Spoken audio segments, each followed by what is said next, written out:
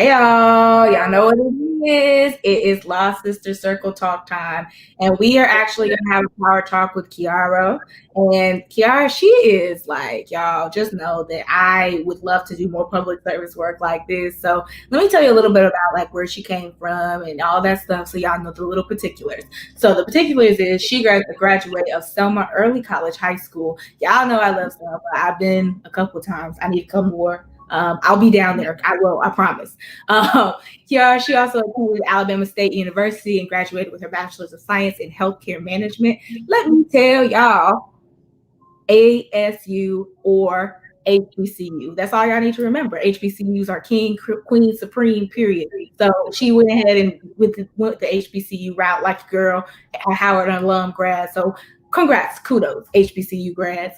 Kiara also attended the Jones School of Law in Montgomery, and she graduated with her Juris Doctor and a Master of Law degree. So Kiara has worked in public service for the duration of her legal career. And I'm going to let Kiara tell you a little bit about her. So y'all ready to hear from her? Y'all want to talk to her? Yes, no, maybe. All right, well, y'all going to anyways, even if you didn't want to. All right, so hey, Kiara, so tell us a little bit about you. Make sure I'm saying your name right, because if I'm not, correct me, tell me right now so I fix it. Hey guys, it's wonderful to be here with you all tonight. I'm Keyarrow Moore. As she said, I'm a native of Selma, Alabama, small town in Alabama, historic town in Alabama. I currently practice in the historic Montgomery, Alabama. And like Neena said, the duration of my career, even my law school, has been dealing with public service. I'm actually a public interest fellow from Jones School of Law because of the time that I spent doing pro bono work and public service work while in law school. So it's something that is near and dear to me. It's something that I have done the last 6-7 years. And so, yeah, I started my career in public service, like I said, in law school. I did some clinics in law school. We had the elder law clinic, family law clinic, and a domestic violence clinic. And I actually did all of the clinics. And I also clerked for a local judge while I was in law school. I'm now working at the Alabama Department of Revenue as an assistant general counsel. So, what's public service? Public service in the legal realm is basically your client is the public. So, of course, there's private practice where you have private clients that come into a law firm and say, hey, I want to pay you to do certain types of work. Public service, you're open to the public. Your compensation uniquely is not based on billable hours. You're usually paid through public dollars. And so your whole job is just serving the best interests of the public. Some types of jobs that you can get into in public service, including working with judges. There are agency jobs like the one I'm currently in. There's district attorneys and public defenders. I also have worked at the public defender's office before I started my current job. So I've done just about all of the public service jobs you can think of. Some of the advantages of public services are your work-life balance. One of the great things about public service and not having to work on a billable hour scale is you do have some balance, and you usually pretty much 8 to 5, so you're able to clock out, go home. I am a mother, so that is important to me. Human interaction is also a huge part of public service, and that's my favorite part of public service, is getting to meet people in the community to help them with issues that they're faced with, and to educate those in the community about their rights. Some of the disadvantages, one of the main disadvantages that I've heard about a lot since I've been in law school and graduated law school is just the earning potential. You hear a lot that you're not able to make the big bucks in public service. And I think that can be true, but also I think that you're able to make a livable wage. I'm comfortable in my wage that I make, and I'm happy because one of the great things about public service is you find so much purpose in just giving back and helping people through their issues and talking to people and learning their different stories. So that's one of the great things that totally balances it out. If you're wondering how to get started in public service, my advice to you would be to get involved with clinics, to volunteer. If you're going to law school, find out what clinics your school offers. If you're thinking about law school, look for volunteer opportunities with different agencies. There are domestic violence agencies, there's shelters, women's shelters that you can volunteer at. If you have a local district attorney's office, a local public defender, go and talk to those people about volunteering. They're always looking for help, even if it's just helping them around the office. It's a great opportunity for you to just see what goes into that work, to meet some attorneys doing that work, to meet probably some clients that come into those places and just see the impact that it's making on the community. Legal service organizations are also a great place to go and get internship and volunteer opportunities. Because they handle such a large volume of cases, there's a plethora of different types of cases that you will get to see and get to see what goes into that work and how you can be beneficial and what you can do in those areas. All right. So now I'm open to any questions, Neena. So jump back in with me and let's talk. Awesome.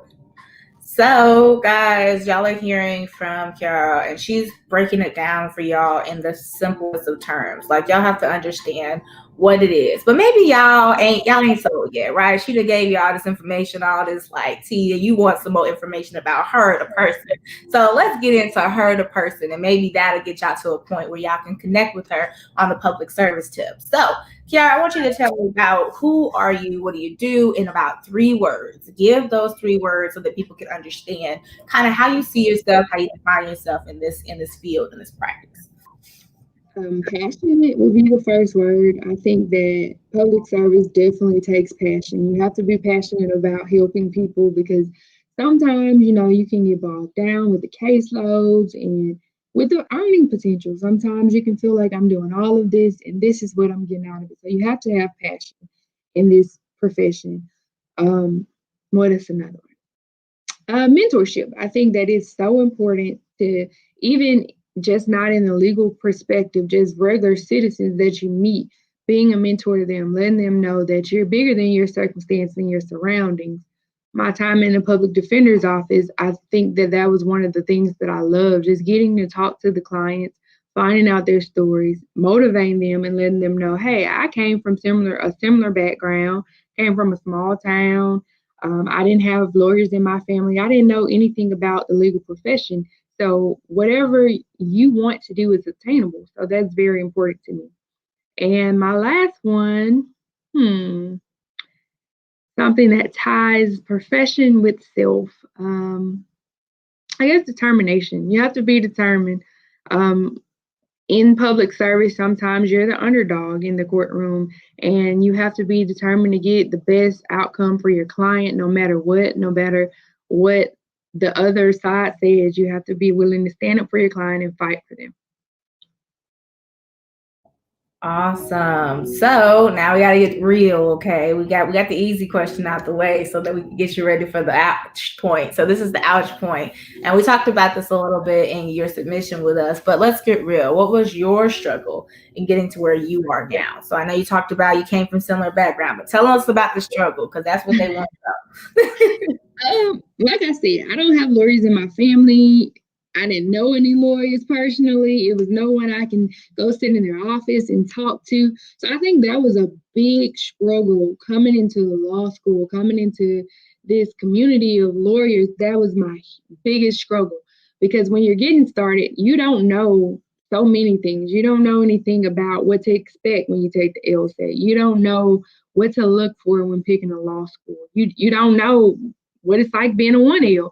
So it's all a learning experience. And that was the huge struggle for me. And also meeting people because I'm an introvert. So that was hard for me too because, I'm an introvert. It was hard for me knowing like you really have to network and just kind of go out and talk to people and get to know them and help them be comfortable with talking to you. That's still a struggle for me. And I'm just getting 5 years into my career. I'm getting to the point where I'm more comfortable talking with people and making those connections. And it's important in the legal field because the legal community is not that big. A lot of us know each other or know of each other. So it's very important to your success to meet people. Well, my current job, it was because of people who knew me and had seen me in the courtroom. And of course, they call those people, hey, this person is applying here. What do you think of her? And luckily, they gave me, great reviews. So here I am. But that was a huge struggle as well. So now on to the positive. So I got through the hardball. Now we can get into the positive. So what drives you to transform those experiences you just talked about into something positive? A part of what we do in our group is we take our biggest failures and we actually make them known. So when they go into the Law Sister Circle group, they actually change their name, like their headline to their biggest failure. So mine was I failed the bar. And I'm still known by that to this day. Now, some girls resisted. They're like, I don't want to be known by that. That's all. And that's fine. But for me, I realized that, I don't have to use it as a barrier. I can use it as a bridge of connection. So how do you take your, struggles, where you got from, to how it can become something positive for other people? I think that it can be something positive because it inspires others to know that just because you don't know anybody, just because you don't have those connections, just because, you may have had blemishes in your past, you may make mistakes even when you get into this profession. That's okay. You can still rise above all those things and be great and be powerful. That is my biggest thing. I was not the most, what's the word I'm looking for? What is the word? I'm looking for a nice word.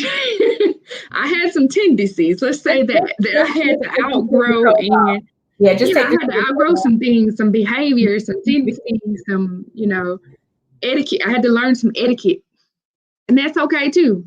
That's part of it. You growing. We're all growing. You have to grow. We're still young. I'm turning 30 this year, so that feels good. So I had to grow up a lot in this, and I have grown in this profession. I have grown as a professional, and that's okay to do that. You don't have to come into this knowing all the answers. You absolutely do not. You hit the nail on the head. And I mean, the etiquette thing is like big because I think I still don't have the fashion sense for court yet, but I'm working on it. I am. I got my little purse to match my scarf recently and I feel a little better. But I mean, again, we're all struggling with our own level. But the fact that you're saying, I'm fine with the fact that I had to struggle. A lot of people are so embarrassed. They don't know something that they never tell anybody they don't know. So the fact that you're aware of it is a very big step in a positive direction. Y'all heard that lady. She said that she ain't always had the etiquette she report. I mean, it's okay for you to admit that you might not know what the game is, but you gotta learn it. And I'm actually just getting to the point now that you mentioned asking for help. I'm getting to that point in my career now because I'm doing tax law. So tax law, that's kind of complicated. And I've never done tax before. So I had to get comfortable with being okay with saying, hey, you may not even like me, but hey, I have a question. Can you explain this to me? Because I don't know what to do. That's something you got to get comfortable with in this profession because there's going to be things that you don't know. Yeah. I mean, you got it, girl. I mean, if y'all don't ask for help, I told y'all, I be telling y'all all the time, we only do well as attorneys because we ask for help. That's what we be doing. That's it. Like at the end of the day, if you ask for help, if you make the necessary changes for you to be able to get to where you want to go, you're gonna have to ask for help. If you are making those changes. Now, you ain't making no change, you ain't gonna ask for help because you think you know it all. And it's okay. Me and Keyarrow, we've been hard headed before. We've done that the hard way. And what did you find out when you did that? it just adds a lot more stress to you because if you're anything like most lawyers that I know, you're perfectionist. I'm sorry, you have a little OCD. You're gonna want everything to be right and perfect, and so now you're stressed out because you're trying to figure out how to do something that it literally was something that would have took 5 minutes had you just asked. And I had, like I said, I had to learn that the hard way, that it's easier just to ask somebody who's been doing this for years.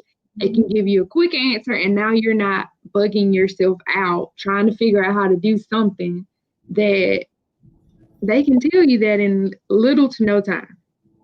See? All right, so now we're going to get into the fun questions. You know, it's the hot button topic of the year. Diversity is important, but what do you do to be more inclusive and encourage others to do so as well? So you're on the other side of diversity. You're the one that's trying to be included a lot of times. So what do you do to encourage others to be more inclusive in your diversity equation? Because, I mean, a lot of people is just like, oh, well, it's impossible. It is kind of not really. There's a way to be inclusive. So how do you encourage others to be more inclusive about diversity issues? Well, that was actually a big thing for me also when I started my current job. I am one of two. That was a big deal for me, but I had to realize, we're all human, and the biggest thing is to remember that we're all human. Um, have conversations with people. You have to be open to knowing that, they have things going on, you have things going on. A lot of situations are very similar. If you just sit down and talk and have a discussion with them, don't shy away from that. Don't feel like I need to hide in my office, or I'm not going to try to make friends, because that was my initial reaction as well. And someone, a mentor, had to explain to me. She said, "No, that's not what you do. You don't hide from that. You push yourself into those situations, and you sit at the table and you have those conversations, and you let them know that, hey, I'm here. I'm here just as you're here, and I deserve to be here just like you deserve to be here, and you demand your respect." And eventually you build those relationships and you realize, hey, we're all just human. Yeah.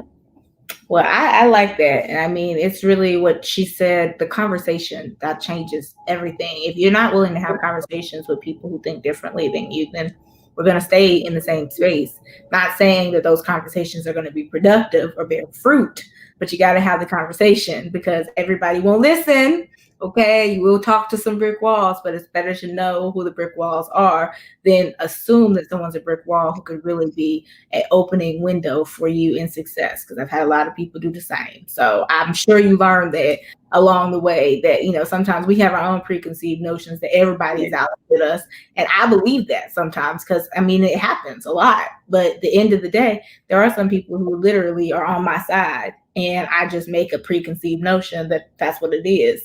And that's hard for you to face. But if you're being honest with yourself and you're really growing up, you have to be honest with yourself that sometimes we shoot ourselves in the foot because we think that only one type of person can help us. And that's not true.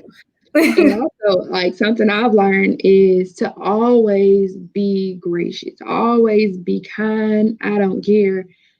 Go in there with a positive attitude, a positive spirit. And a lot of times, some people, they just have barriers, and you have to just get through their barriers.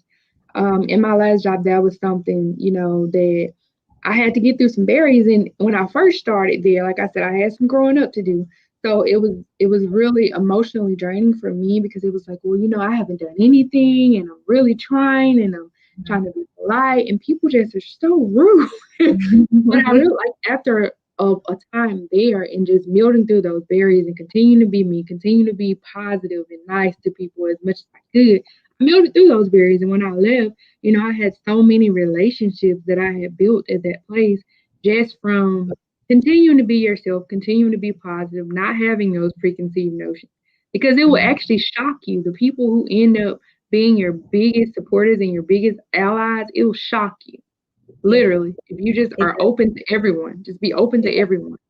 It does every time. I've had people who I haven't talked to in years appoint me to cases, and I have not talked to them in years, but they remembered a good experience with me and wanted to help just years down the road. So a lot of times you just don't know. Like, it could be the clerk, it could be the random person that you met on the way into the courthouse. You just don't know.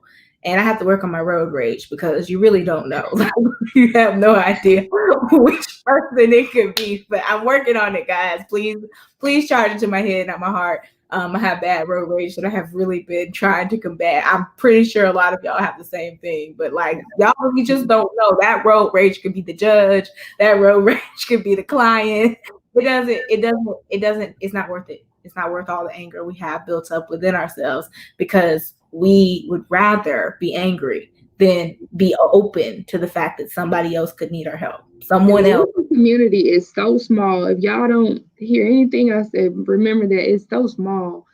Just about especially in Alabama. I can tell you just about all of us know each other. Or, like I said, if we don't know each other, we know somebody that does know this person. So, it's always great to have a great attitude, positive attitude, because, like she said, people remember that. People talk. People will say, oh, yeah, I met her once, and, she was nasty, she was rude. You don't want that title to follow you. So just make sure that you protect your character, your brand, keep a great attitude wherever you go, whoever you meet.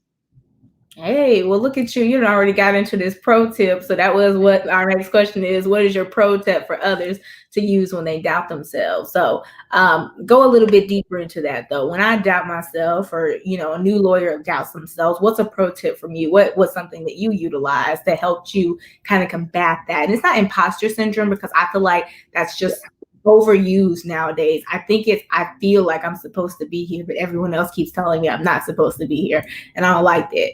And so how do you deal with that? Well, I do kind of think it is imposter syndrome, because for me, I will say it was never a thing of someone telling me I'm not supposed to be here. It was always that feeling, like we said, those biases of feeling like, well, girl in the room, and they probably, thinking of me this way and that way, and I got to do this X, Y, and Z, so they won't think X, Y, and Z. And I had to get over there and just realize, like, I'm gonna be me.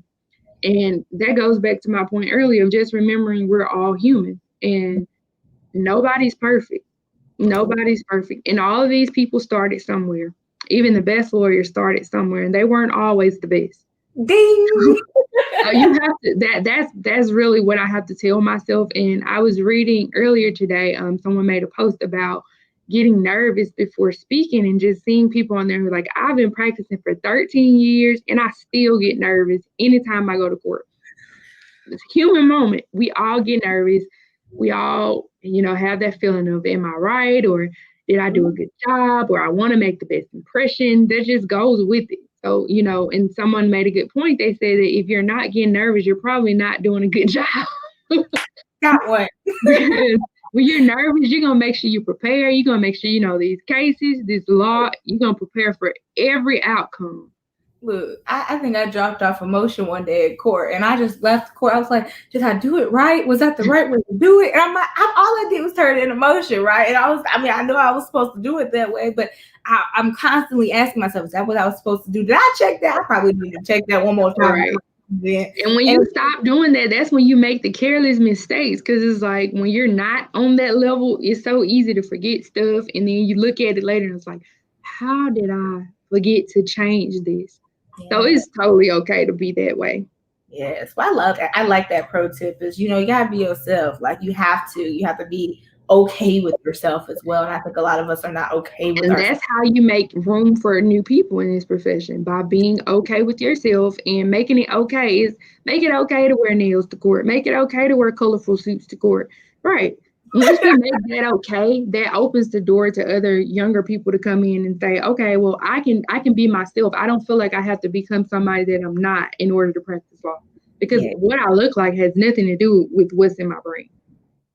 Tell them, girl. All right. So, we talked about the fun, logical stuff. So now we're going to talk about this crazy pandemic a little bit. What innovation strategy did you develop during COVID-19? Because I know it's changed your whole demographic of what you were supposed to be doing. So I know they started calling you all the time because, money was hard. And you in the Department of Revenue, and they're like, let me talk to you right quick, girl. I don't think I'm going to make it. I don't know about these payments. Y'all taxing me for nothing, So what was going through your head, innovation strategies y'all had to develop, just dealing with your job in general? Just going into work, how was that different this past year? Well, we actually went to work from home for almost a year. I'm actually still supposed to be working from home, but I have adopted a hybrid schedule. So I come in the office a few days a week and I work from home a few days a week. Because like I said, I am a parent, and so I do have one of my children is doing virtual learning. The other is a preschooler. So that's interesting. So I realized, I had to have balance. That was the biggest thing for me, having balance. And this is a part of me getting that balance, just being like, well, I need to go in the office at least, 2 days a week, catch up on the things I need to do for work-wise, to catch up on things that I need to do for my brand and my business. that was the biggest part. The biggest thing for me was just balance and knowing that, I can't be all things to all people, and I have to have a time for work. I have to have a time for home, a time for the kids and their schoolwork and whatever they have to do, and time for myself as well.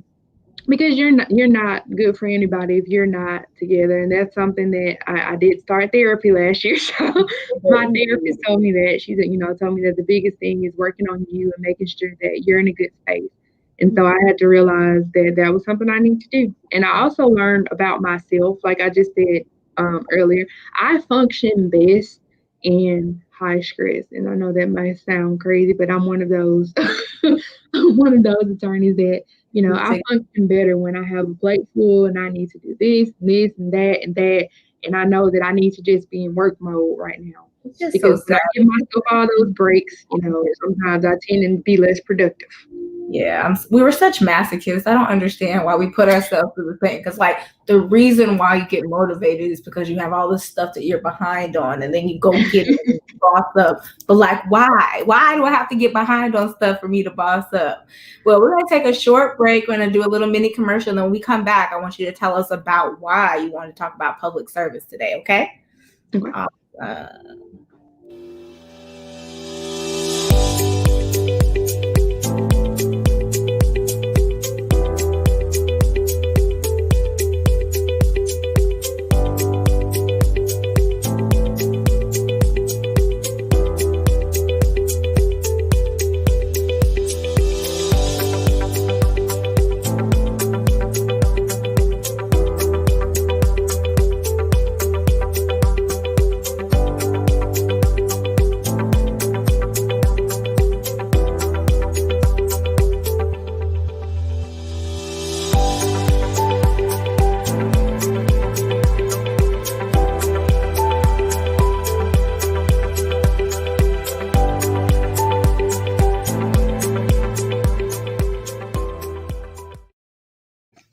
All that's Fiverr. So if you guys ever want a recommendation on a great Fiverr person who can make you videos based off of great pictures and words, that's the guy. I got you. But tell us a little bit about why you wanted to give this public service talk. There's a lot of public service people out there. Oh, you got a question. Stacy said, "Thank y'all for this conversation." Stacy girl. Thanks for watching, Stacy.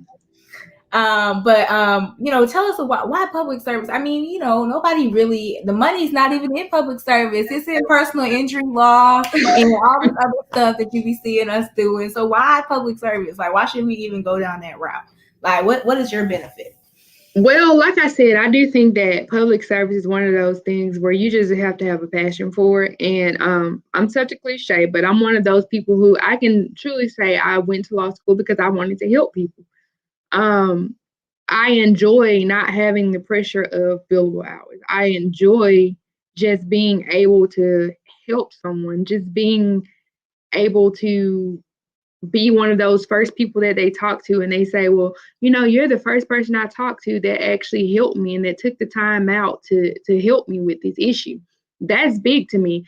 I put purpose over anything, and being in a career, I can truly say this.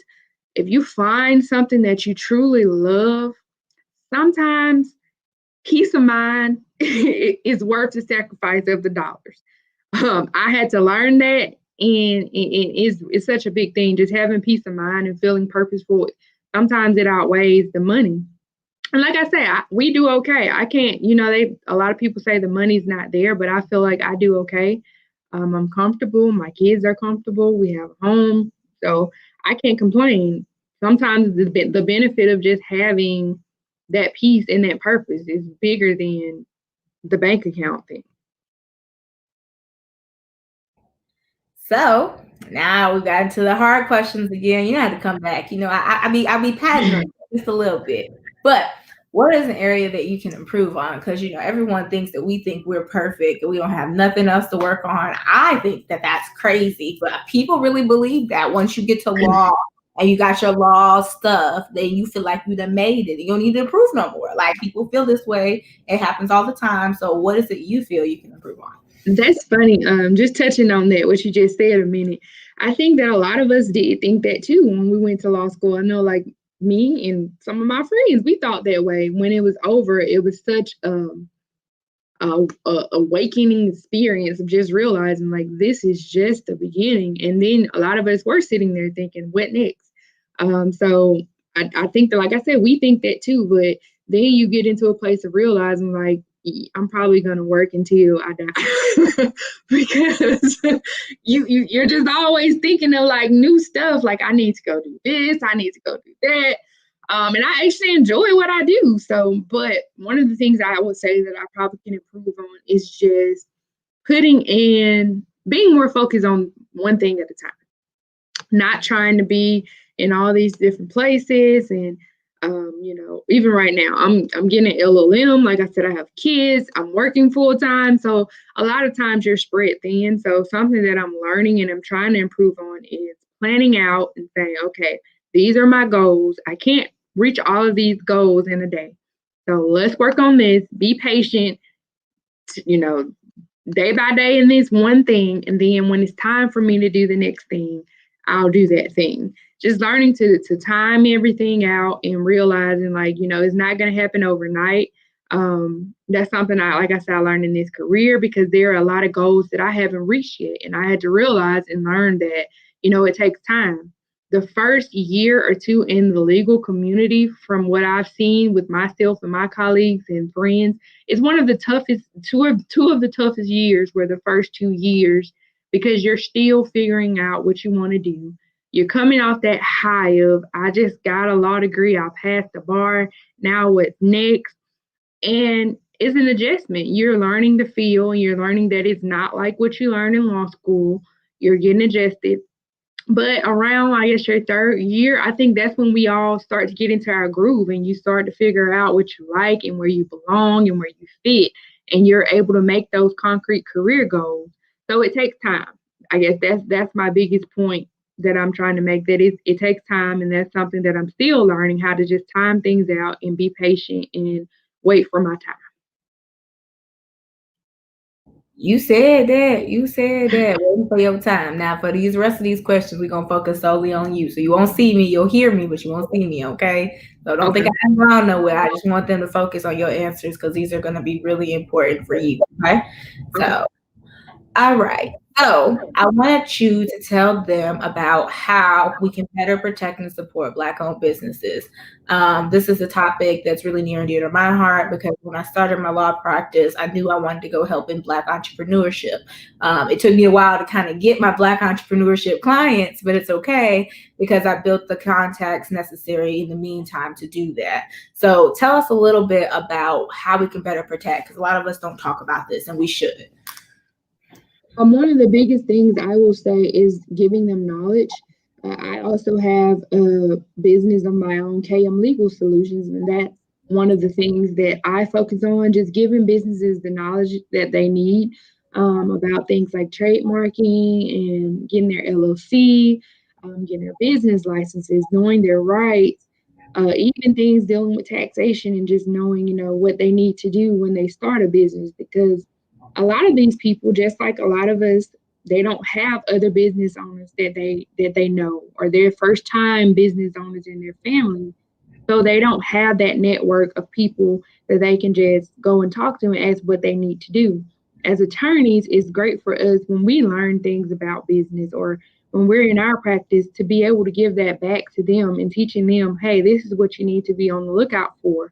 This is how you protect your brand. This is how you protect your business going forward. And like I said, that's something that I do focus on in my business, KM Legal Solutions, just getting them started on the right foot and making sure their products and their ideas and their brands are protected. Awesome. So now it's your $1 million idea time. What's yours, your $1 million idea that could change your industry completely? If somebody would just listen to you and like literally take your advice on something, it would really revolutionize the industry you work in. Oh God, I have so many.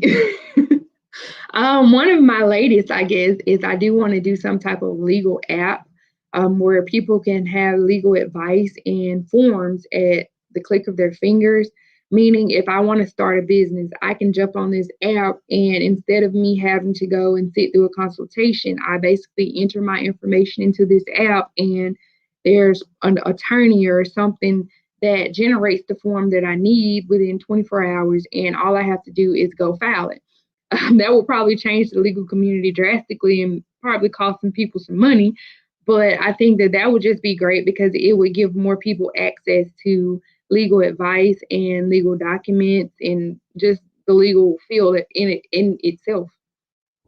Awesome. So you trying to like take LegalZoom and put them out of business and create your own black-owned LegalZoom. I see you. Well, actually, to me, it would be better because LegalZoom, they kind of give you broad advice. I would want it to be something a little more in depth, where it's Yep. like I'm literally sitting with an attorney, but I never have to actually do that. So you want to be a vehicle of attorney to client, but to Right, kind of do it a peer-to-peer model, like right, when you do lending, peer-to-peer lending. So it's peer-to-peer attorney lending. So they go to the app, they work with the clients, but it's all through the app. So you were trying to right. make it more accessible for attorneys to get to their potential client base. Exactly. I like it. I like it a lot. Y'all heard that, right? So y'all enable Keyarrow to do that, and y'all go ahead and support her when she try to do this for real. The next question I have, and this is the fun question. You know, all the people out here wondering, do you have any job opportunities, remote internship, mentorship opportunities that you want to let them know that you can either provide or you know of? A lot of us don't think that it's about what you know, it's who you know. So sometimes people who are in different areas know about a lot more stuff. So is there anything you can think of that would be good for them to go ahead and apply to right now, or for them to think about applying to in the future? I don't know what area everyone's in. I am in Montgomery, Alabama, Montgomery County. I do know that the new family law judge here is looking for a legal assistant or a law clerk. I'm sorry. He's looking for a law clerk. So if someone's in law school in the Montgomery area or you live in the Montgomery area, that's a great opportunity. And it also will get you a great seat in public service to see what goes into public service. Um, One of the avenues of public service, and you'll probably get to meet a lot of attorneys that deal with public service in the family law arena. Um, Mm-hmm. there are some legal positions available with the Middle District and also the Northern District. If you go to their website, there are some things on there. Also, if you're a new graduate, I would advise you to get on the state registry. Go ahead and do what you need to do to be listed as an attorney one on that registry. Opportunities come up a lot in the state, and a lot of times they're not broadcast or there's not a formal application process, but they do pull from those applications on the registry, and you may just randomly get a call about a position. So definitely get on the registry with the state of Alabama because you never know what opportunities may be available. The public defender's office is always hiring here. The district attorney office, they routinely do hire also. Those are all public service jobs. So, also, I don't know if you guys are aware, but I will educate you if not. If you're graduating from law school, you go into public service, there's something called public service loan forgiveness for your student loans. And if you work in public service for 10 years, you can get your student loans forgiven. So definitely look into that if you're thinking about coming into public service. I love it. I love it. So now we're getting towards the end. We only got a few more left for you. But this is my favorite one to ask is the motivational message that you wish that someone gave you when you started this practice and you were feeling like kind of down on your luck. What do you wish someone had told you? Maybe differently, or maybe they just told you period. I would say something along the lines of what's for you is for you, and if you're here is because you're meant to be here. Just speaking to that imposter syndrome thing, remembering that you're here for a reason. If you were not meant to be here, you would not be here. God put you here for a reason. I'm a Christian person, so God put you here for a reason, and you deserve to be here. Walk in that and know that this is for you. I like that. All right. So this is my favorite part. If you don't have it, it's fine. But are there any offers that you have that are connected to this event? Anybody who listened in, anything that you want to offer to them that you might not normally offer, but it's something that you want to offer to them just for them listening in today? Well, my email address is listed in the ticker below, so feel free to reach out to me if you guys want to talk or need some advice. I'm open to speaking with anyone, and Nina has my number. You can text me if you would like. I would love to mentor some if they are looking for a mentor. Just reach out to me. Oop, you said the magic word. Come on down to my nonprofit and come mentor these kids. I got like 9, and I got 9 girls still waiting. So, you just let me know. We'll talk offline about that. Of course, how may they contact you? Is the email the only way that you want them to contact you, or can they reach out to you on social media? They can. My social media is my last name, first name, so it's backwards. It's Moore Keyarrow, and you, like I said, you have my number. You're welcome to give them my number. They can send me a text. That will be fine. Awesome. So you guys, if you guys could, I'll be giving out people's number on the internet because I don't know who be watching, but y'all can email her and y'all can reach out to her via her social media if you want her number, for real, for real. But if you guys really like this or you appreciated this, just share this video with a friend. That's how you can help Kiara. Like she's doing what she needs to do to kind of connect and make connections. And I've talked to Kiara. We're literally here having this conversation with y'all at 5 o'clock on a Monday night. We could just be doing 18 other things, but she took the time to really kind of pour into, what's happening with her. And if y'all know anything about me, I like shining a spotlight on people who are doing something in their field worth knowing. So if you guys have anything that you want to give her feedback, please, respond, send her an email, let her know she did a good job, because at the end of the day, that's how people understand whether or not their gift is in speaking or not, because we get feedback. Okay. So I believe everybody I bring on here is destined to be a great speaker and will change the world one day, but I'm biased because I love all of them. But at the end of the day, I really did enjoy this talk. It was very informal and it was fun, y'all. It wasn't something that you had to think too hard about.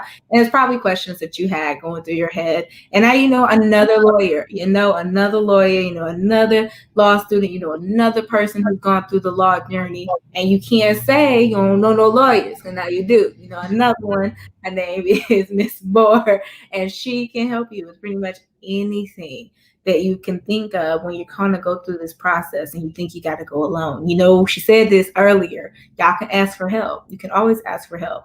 And remember, y'all, she don't work for just like anybody. She works for the Department of Revenue. So like, this is the office that we all dislike in Alabama. We go and we're like, what in the world? And everybody doesn't have the best bedside manner. And she just completely combated all of those stereotypes by being this wonderful, friendly, light vision person. So whatever y'all been saying about the Department of Revenue, that's not her. That's not who she is. Hey, B says yay, she loves this. So I really do appreciate you coming on today. Before we end, of course, I'll do one last, breakdown, breakthrough. And if you guys would like to come on here, say anything to her in the future or even now, I'm going to post a link to join. So you guys just look at the comments and y'all could join live if you want to talk to her for the last 5 or so minutes after this little commercial comes on. So I'm going to give y'all till then to join. All right.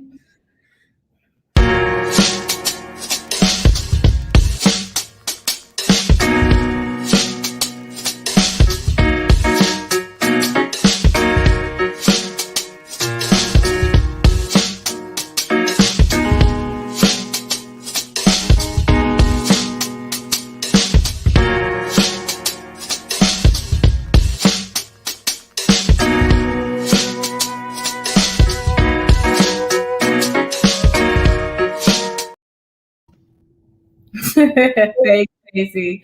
I love it too, girl. Again, Fiverr. I love that guy. He's great. And this guy that I found on Fiverr, he's this nice white guy. He does legal marketing, but he did a great job. I was like, dude, you got it going on. I appreciate you. But I say all that to say, guys, you guys don't have to join live every time, but of course, I will do my Dear Future Lawyer guidance sessions. They are free. If you've been in my group or Law Sister Circle, you know I will also invite Kiara to join the Law Sister Circle if y'all are there and want to talk to her more. But I really want you guys to think about this. We have so many barriers against us. Why keep a barrier of I don't know enough lawyers as the thing that you say in conversation to build some type of camaraderie? You can know a lot of lawyers. All you got to do is network. That's what I'm showing you guys by going on here and talking to lawyers that I don't necessarily know very well, but I will know by the end of this session. You guys can do this in your own life. You can connect with people. You can create those connections. You just got to be intentional. There's nothing bigger than what I have or what Kiara has or anything like that. So before we end, I'm gonna let Kiara close us out. Give your words of encouragement for your week, for your month. I don't know what you guys are going through, but Kiara got the words. I don't know why, but I think God gave her the words to say to y'all before we close out. Well, thank you guys for joining. I really enjoy having this talk with you guys. Like Neena said, I want to encourage you that all of us are human. So feel free to reach out and don't be afraid to talk to people. Don't be afraid to network, to approach us. I'm approachable. I mean, be in lawyer mode if you see me out, but I'm definitely approachable and I'm open to any of you that have questions and want to talk and reach out. Please feel free to do that. My email is in the bottom, and I truly enjoyed talking with you all tonight. Love you, Kiara. Thank you so much for coming to this talk. And we hope it's not the last time we see y'all. Y'all show her love. You better share this video. Yeah, I'm saying it with my mama voice. Share this video. Bye, guys.